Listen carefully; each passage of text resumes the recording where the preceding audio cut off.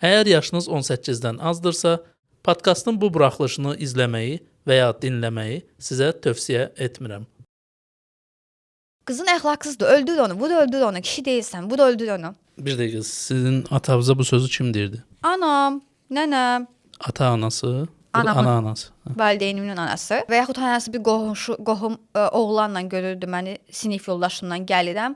O saat sənin qızını oğlanla görmüşük. Yəni o oğlanla görmüşük söhbəti bizdə kənddə necə idi? O vaxt bizdə elə idi.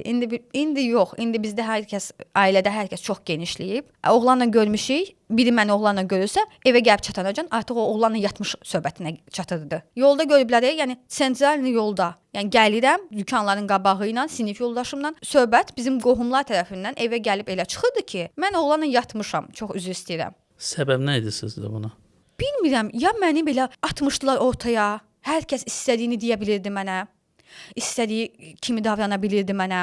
Məsələn, bir gün gecənin bir yarısı səhər saatlarında, hətta 6-da atamın əmisi zəng eləmişdi evə ki, Güneli görmüşük məhəllədə. Saat 6-da. Valideynim də tərəddüd edib açıb otağa girib baxmışdı ki, görsən mən evdəyəm ya yox. Düzdür, yəni qaçırdım evdən o ərəfələrdə, amma yəni o ərəfədə evdəydim. Yəni məni orada necə görə bilərsən? Və yaxud digər qohumlar, biri ilə bir söhbətim düşürdü uşaqlardan, gəlirdi evə. Sən filan qızını yığışdır. Sən mən filan hərəkətimi görmüsən gözündən.